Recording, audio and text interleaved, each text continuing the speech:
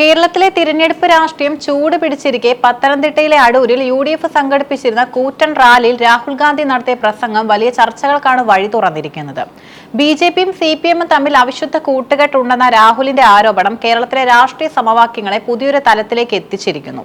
യു.ഡി.എഫിനെ തകർക്കാൻ ബി.ജെ.പിയും എൽ.ഡി.എഫും കൈകോർത്തിരിക്കുകയാണെന്ന രാഹുലിന്റെ വാക്കുകൾ വരും ദിവസങ്ങളിൽ വലിയ രാഷ്ട്രീയ വിവാദങ്ങൾക്ക് കാരണമാകുമെന്നതും ഉറപ്പാണ്. രാഹുൽ ഗാന്ധിയുടെ പ്രസംഗത്തിന്റെ പ്രധാന കേന്ദ്രബിന്ദു എൽ.ഡി.എഫ് സർക്കാരും ബി.ജെ.പിയും തമ്മിലുള്ള രഹസ്യധാരണയായിരുന്നു. സാധാരണയായി ബി.ജെ.പിയെ കടന്നാക്രമിക്കുന്ന ഇടതുപക്ഷം കേന്ദ്ര ഏജൻസികളെ പേടിച്ചപ്പോൾ ബി.ജെ.പിയുടെ തടവറയിലാണെന്നാണ് രാഹുൽ ആരോപിക്കുന്നത്. തനിക്കെതിരെ ബി.ജെ.പി സർക്കാർ 36ഓളം കേസുകൾ എടുത്തിട്ടുണ്ടെന്നും കേന്ദ്ര ഏജൻസികൾ 55 മണിക്കൂറിലധികം തന്നെ ചോദ്യം ചെയ്തിട്ടുണ്ടെന്നും അദ്ദേഹം ഓർമ്മിപ്പിച്ചു.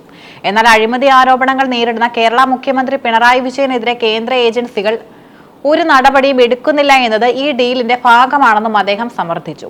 ബി.ജെ.പിയെ നേരിടുന്നത് കോൺഗ്രസ് മാത്രമാണെന്നും അതുകൊണ്ടാണ് ബി.ജെ.പി കോൺഗ്രസിനെ ഇത്രയധികം വേട്ടയാടുന്നതെന്നും അദ്ദേഹം കൂട്ടിച്ചേർത്തു. ശബരിമല വിഷയത്തിൽ പ്രധാനമന്ത്രി നരേന്ദ്രമോദിക്കെതിരെയും രാഹുൽ രൂക്ഷമായ വിമർശനമുയർത്തി. പ്രധാനമന്ത്രി കേരളത്തിലെത്തുമ്പോൾ ദൈവത്തെയും മതത്തെയും കുറിച്ച് സംസാരിക്കുമെങ്കിലും ശബരിമലയിലെ സ്വർണം മോഷ്ടിക്കപ്പെട്ടതിനെക്കുറിച്ച് അദ്ദേഹം മിണ്ടുന്നില്ലെന്നും രാഹുൽ കുറ്റപ്പെടുത്തി. ശബരിമലയിലെ ആചാരങ്ങളെയും സ്വത്തിനെയും സംരക്ഷിക്കാൻ ബി.ജെ.പിക്ക് താല്പര്യമില്ലെന്നും മറിച്ച് അഴിമതിക്കാരായ എൽ.ഡി.എഫ് നേതാക്കളെ സംരക്ഷിക്കാനാണ് അവർക്ക് താല്പര്യമെന്നും അദ്ദേഹം പറഞ്ഞു. യു.ഡി.എഫ് അധികാരത്തിൽ വന്നാൽ ശബരിമലയിലെ സ്വർണ്ണക്കൊള്ളയുമായി ബന്ധപ്പെട്ട എല്ലാ കുറ്റവാളികളെയും ശിക്ഷിക്കുമെന്നും അദ്ദേഹം ഉറപ്പു നൽകി. വിശ്വാസികളെയും സാധാരണ ജനങ്ങളെയും ഒരുപോലെ സ്വാധീനിക്കുന്ന വൈകാരികമായൊരു നീക്കമായാണ് രാഷ്ട്രീയ നിരീക്ഷകർ ഇതിനെ കാണുന്നത്. എൽ.ഡി.എഫ് എന്ന പേരിൽ അറിയപ്പെടുന്ന ഇടത് മുന്നണി ഇപ്പോൾ യഥാർത്ഥ ഇടതുപക്ഷമല്ലെന്ന് രാഹുൽ ഗാന്ധി ആവർത്തിച്ചു. പാവപ്പെട്ടവരുടെയും തൊഴിലാളികളുടെയും പക്ഷത്ത് നിൽക്കേണ്ട ഇടതുപക്ഷം ഇപ്പോൾ കോർപ്പറേറ്റുകളുടെ താല്പര്യങ്ങൾ സംരക്ഷിക്കുന്ന പാർട്ടിയായി മാറിയെന്നും അദ്ദേഹം പറഞ്ഞു. നരേന്ദ്രമോദി രാജ്യത്തിന്റെ സ്വത്ത് അദാനിക്കും അംബാനിക്കും കൈമാറാൻ ശ്രമിക്കുന്നത് പോലെ കേരളത്തിന്റെ ഭാവിയെ 1-2 കോർപ്പറേറ്റ് കമ്പനികൾക്ക് കൈമാറാനാണ് മുഖ്യമന്ത്രി ശ്രമിക്കുന്നതെന്നും അദ്ദേഹം ആരോപിച്ചു. കേരളത്തിലെ റബ്ബർ കർഷകർ നേരിടുന്ന കടുത്ത പ്രതിസന്ധിയും അദ്ദേഹം പ്രസംഗത്തിൽ എടുത്തു പറഞ്ഞു. യു.ഡി.എഫ് ഭരണകാലത്ത് റബ്ബർ തൊഴിലാളികൾക്ക് ലഭിച്ചിരുന്ന നഷ്ടപരിഹാരവും പിന്തുണയും എൽ.ഡി.എഫ് സർക്കാർ നിർത്തലാക്കി. സാധാരണക്കാരായ കർഷകരെ സഹായിക്കുന്നതിന് പകരം കുത്തക മുതലാളിമാരുമായി ബന്ധം സ്ഥാപിക്കാനാണ് എൽ.ഡി.എഫിന് താല്പര്യമെന്നും അദ്ദേഹം വിമർശിച്ചു. ദേശീയ തലത്തിൽ ബി.ജെ.പിയെയും ആർ.എസ്.എസിനെയും വെല്ലുവിളിക്കാൻ ഇടതുപക്ഷത്തിന് കഴിയില്ലെന്നും രാഹുൽ ഓർമ്മിപ്പിച്ചു. ബി.ജെ.പിയുടെ വർഗീയ രാഷ്ട്രീയത്തിനെതിരെ വിട്ടുവീഴ്ചയില്ലാത്ത പോരാട്ടം നടത്തുന്നത് കോൺഗ്രസ് മാത്രമാണ്.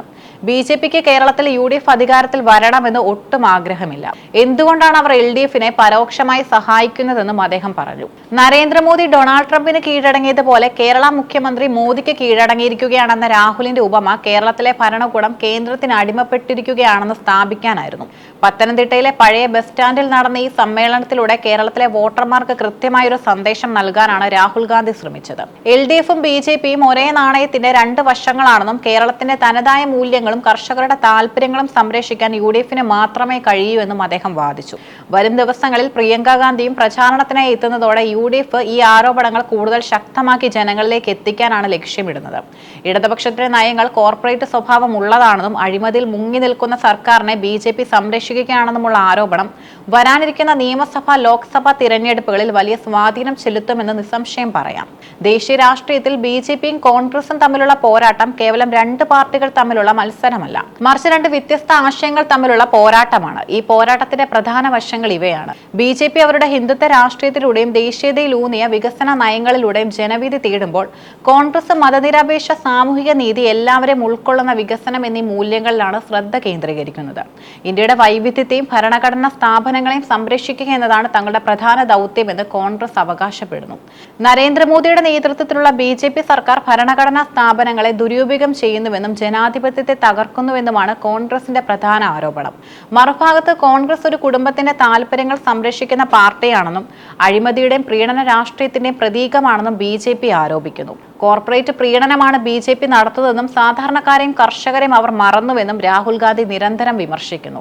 ഭാരത് ജോഡോ യാത്ര പോലുള്ള നീക്കങ്ങളിലൂടെ ജനങ്ങളിലേക്ക് ഇറങ്ങിച്ചെന്ന് ബി.ജെ.പിയുടെ വർഗീയ രാഷ്ട്രീയത്തിന് പകരമായി സ്നേഹത്തിന്റെയും ഐക്യത്തിന്റെയും രാഷ്ട്രീയം മുന്നോട്ട് വയ്ക്കാനാണ് കോൺഗ്രസ് ശ്രമിക്കുന്നത്.